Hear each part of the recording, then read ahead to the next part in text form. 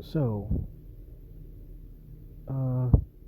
this really has to be spelled out for the legalist, performance-based, uh, so-called Christians that believe salvation is obtained by your behavior, your adherence to God's law. Through scriptures, they take out of context to twist it that way. When we actually see one of the 50 million truths in the Bible, sarcasm there, but it's all over the place. And we know this that are mature in the Lord and understand the true gospel, the actual saved people. What does Paul say to the Galatians in chapter 3, verse 21?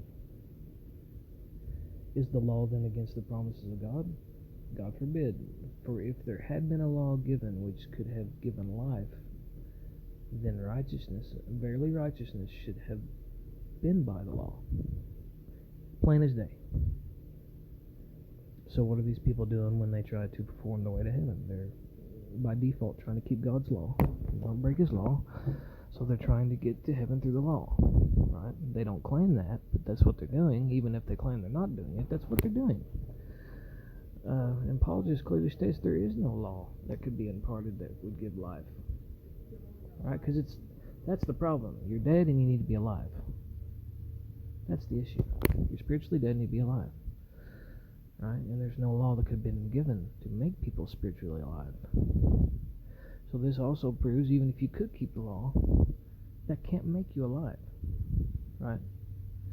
Born again, Jesus called it. You have to be born again. So this being born again, being saved, turning to a new creation, has nothing to do with the law. Okay? And then you don't miraculously... So the other avenue they always try to go down is, we know that, but when you get saved, then the Holy Spirit enables you to keep the law. And that claim is totally satanic.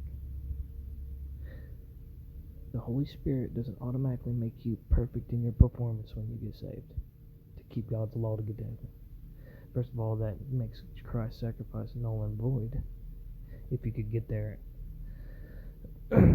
supernaturally through another way other than Christ alone, right? By keeping some kind of performance-based law. Okay. Paul clearly states to the Galatians, if there was a law that could have been given that could have given life, then righteousness would have came by the law. So, salvation would have been by your performance. But it's not. Christ was made sin for us. We were made righteous. Right? We get what we don't deserve. He got what he didn't deserve. The punishment. Right? This is the ABCs and 1, 2, 3s of salvation. This is it. Right? But so many people don't get it. They think after you get saved, then automatically, well, you're being saved. They say you're being saved your whole life. You're being saved. Well, that's not true. You've been saved, and then you mature in your life after that. You don't get holier. You mature. You grow up. You grow in grace. Okay. So many people don't understand this. They think salvation automatically becomes about you and your performance after you believe the gospel. No. It started by faith, what Paul's saying. It ends by faith. Foolish Galatians, have you started out by faith, by the Spirit, and now all of a sudden be perfected by the flesh? Alright? It's exactly what they're doing. But they claim it's the Spirit. It's not.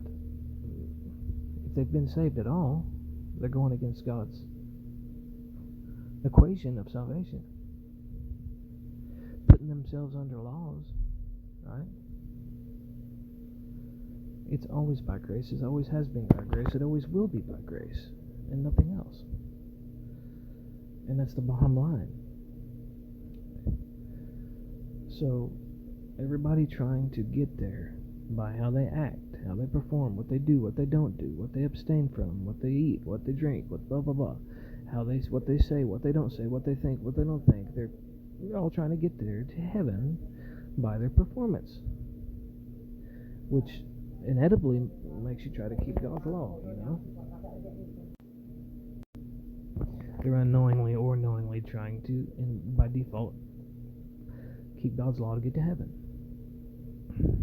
When Jesus clearly, in the Sermon on the Mount, showed everybody that they're not keeping and then they cannot keep it. Nobody has kept it, right? But the legalists, the people that won't believe that salvation is free, will not accept this. And they'll give you a pseudo-Christianity that's not even real salvation. It's you trying to do it, right? But they'll call it something else.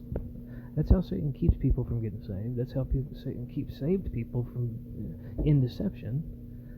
He throws a wrench in the system and it screws you up. And here's the deal: you can only truly be perfected by the Lord whenever you know that He will never leave you nor forsake you, and you are always taken care of.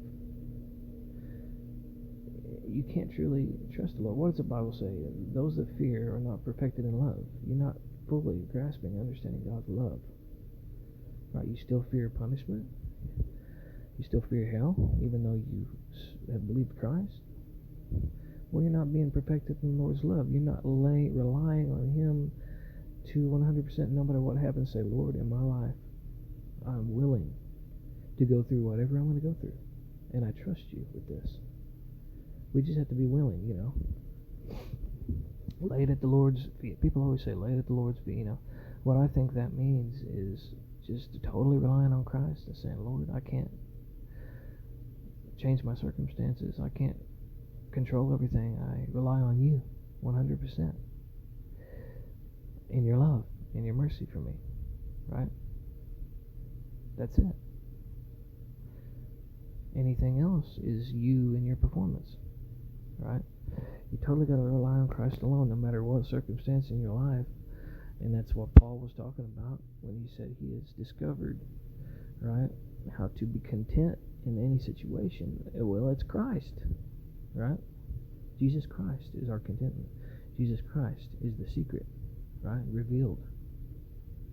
That's how we're content, right? But God bless everybody. Listen, have a great day, guys. Thanks.